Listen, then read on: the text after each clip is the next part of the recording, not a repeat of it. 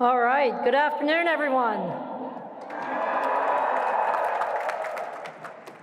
President Kornbluth, Chairman Gorenberg, trustees, faculty, family, friends, and most importantly, the MIT class of 2026, congratulations.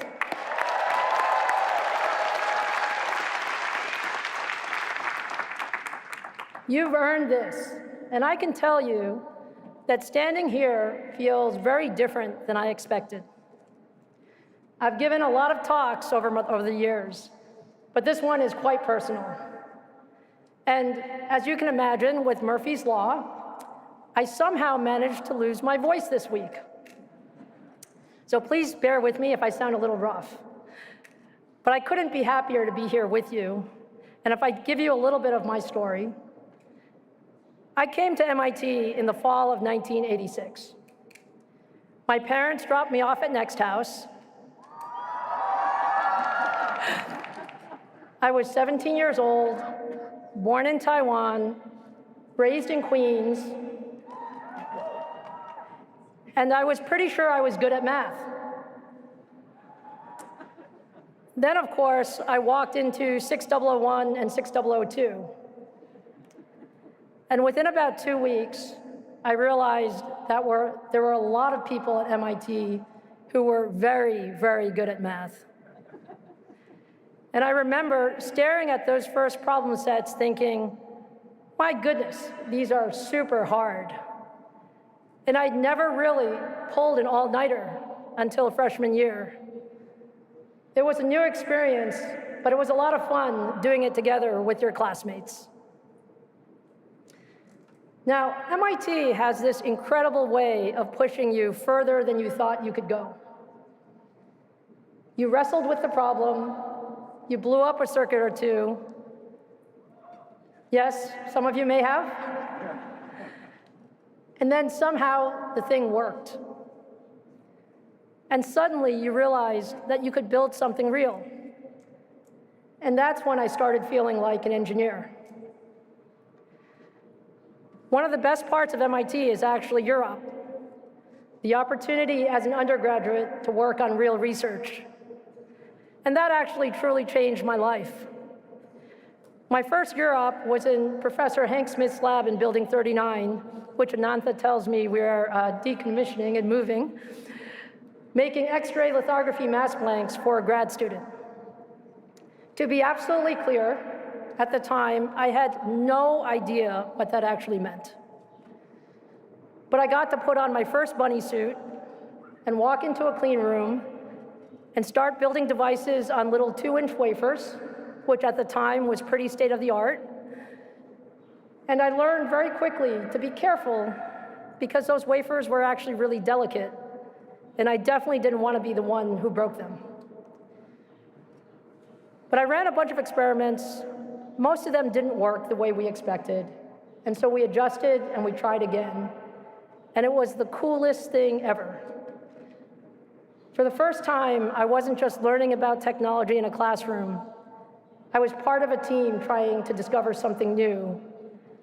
And I remember thinking, wow, we can build things this small, things tiny enough to fit on a die the size of a coin, but powerful enough to change the world. And that's when I fell in love with semiconductors. Later, I had the privilege of working with Professor Dimitri Antoniadis, who became my PhD advisor. And that was where I really learned how to solve problems. I remember spending weeks in the clean room fabricating devices, and then bringing my wafers up to the test lab, only to discover they didn't behave the way I expected at all. And so I'd go back to Dimitri's office, and we'd figure out what we should do next. And looking back, that was probably where I grew the most at MIT. Because little by little, I went from a new grad student learning about the field to someone doing original research and actually contributing something new to the field. And along the way, I started believing in myself. Not the confidence that I would always know the answer, but the confidence that even when I didn't know the answer, I could figure it out. What I realize now is MIT was teaching me something much bigger than semiconductor device physics. Mens et manus, mind in hand. When I was a student, I thought it was just a motto. Now, I think it captures exactly what makes MIT so special. MIT teaches you to think deeply, but it also teaches you to build, to test ideas, to keep going when the first experiment or even the fifth experiment doesn't work. And over time, you start believing that you can solve problems that once felt impossible. I carried that feeling with me long after I left campus. When I joined IBM, I found myself starting all over again. IBM had hundreds of thousands of employees. I was 25 years old, wondering how I could possibly make a difference in a company that big.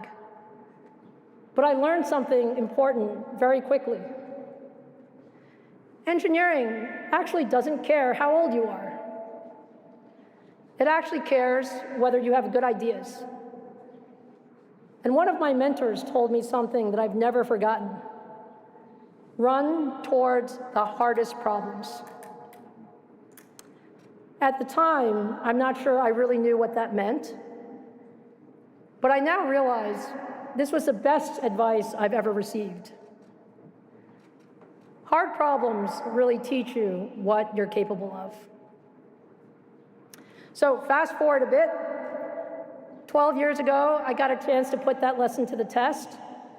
I had the opportunity to become CEO of AMD. AMD had a lot of potential, but the company had been through a few tough years. And some of my mentors thought taking that job was actually kind of risky. But for me, this was my dream job. This is what I'd been training for all those years.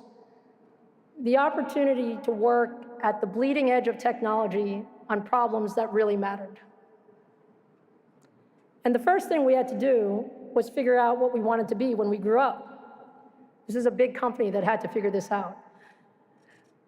We made a long-term bet that high-performance computing would be the most important technology of the future.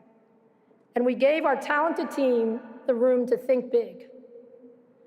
And over the next several years, we built technology to enable the most powerful computers in the world. And I can tell you, through all of it, I used every skill that MIT ever taught me, and then some. I was trying to put it in words, and I decided that calling it the engineer's instinct was kind of the right thing. It's the ability to face what seemed like an unsolvable problem, break it down, and methodically work through it step by step. But I also learned something else. The engineer's instinct is even more powerful when it becomes shared by a team. And the greatest satisfaction of my career has been bringing people together to do something more than any of us thought was possible. And that brings me to today and where you guys are. Over the last few decades, we've experienced several major technology shifts. The internet changed how we communicate. Mobile computing changed how we live. Cloud computing changed how we work. And now, we're at the beginning of the AI wave.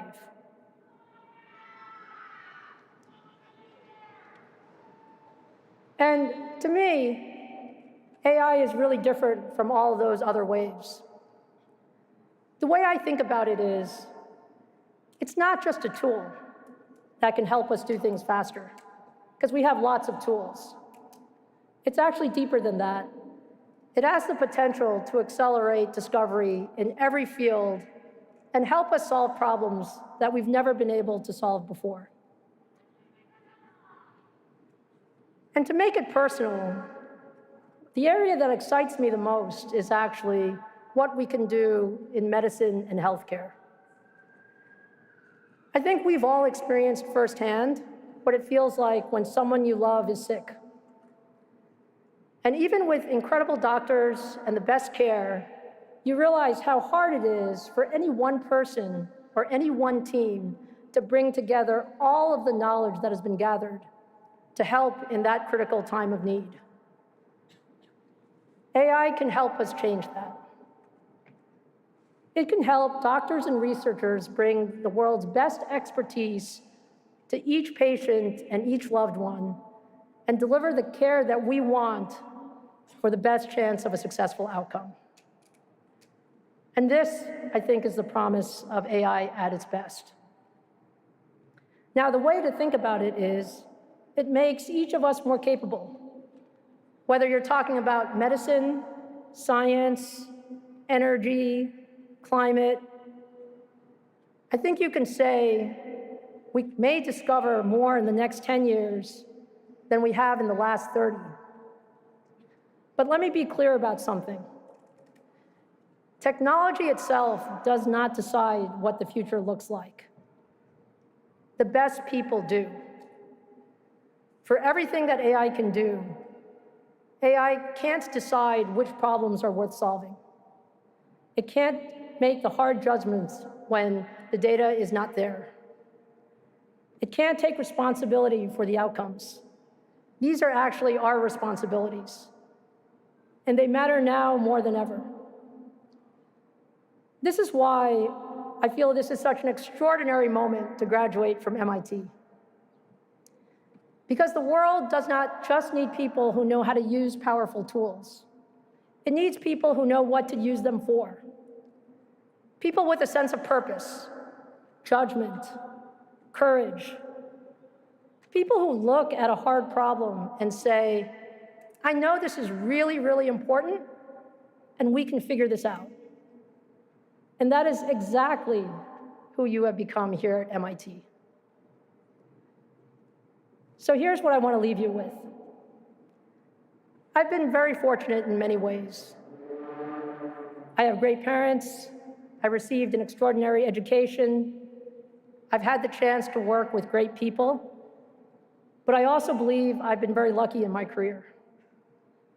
When people ask me for career advice, I often tell them, yes, you need to work really hard, but also understand that luck matters.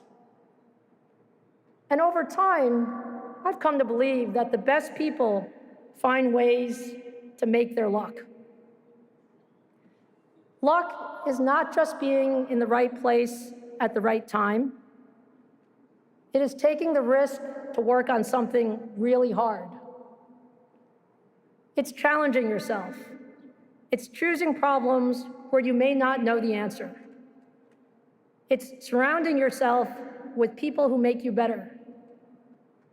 And yes, it's believing that you, the class of 2026, can change the world. So be incredibly ambitious about what problems you choose to solve. Run toward the hardest ones. And trust what MIT has taught you, that engineer's instinct. That's how you make your own luck. I want to take a moment to acknowledge all the families and loved ones who are here in the audience today. None of these graduates got here without you.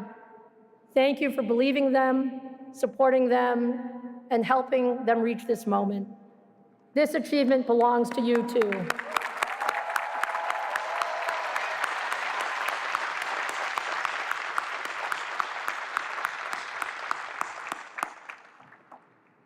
And to the class of 2026, remember, somewhere in the years ahead, you're going to walk into another room where you have absolutely no idea what you're doing.